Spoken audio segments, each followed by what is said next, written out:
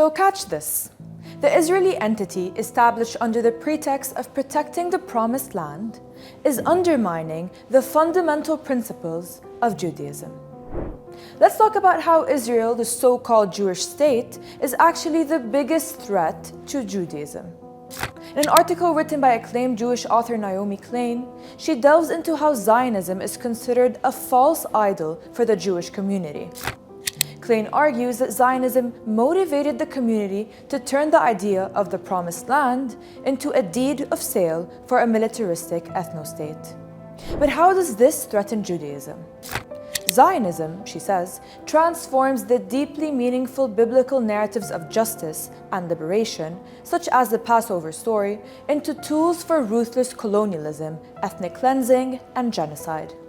Zionism has ruined the transcendent concept of the promised land, which Klein described as a symbol of universal human liberation, revered across diverse faiths, turning it into a false idol used to justify oppression and violence.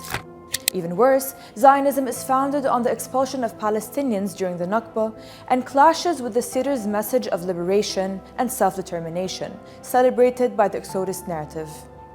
The Zionist ideology, according to Klein, has morally corrupted many, leading them to justify actions contrary to fundamental commandments. Thou shalt not kill, thou shalt not steal, or thou shalt not covet. So, are the Israeli crimes against the Palestinians accepted in Judaism? The article argues that Zionism equated Jewish freedom with cluster bombs that kill and maim Palestinian children, adding that it has betrayed every Jewish value.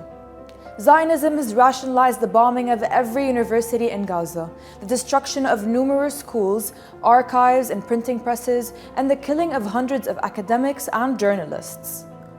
Such militarization only leads to more sorrow and breeds resentment, even among Jews themselves. This makes the Zionist movement a threat to Jewish values because it's not solidarity with Palestine that threatens Judaism, because Judaism is inclusive and recognizes that unity with others and advocating for Palestinian rights ensures both its security and the collective liberation of all involved.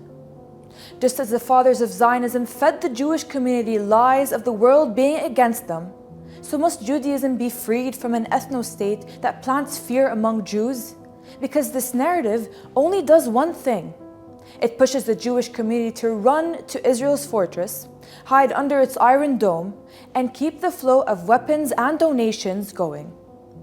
That's how wide of a gap there is between Judaism and Zionism.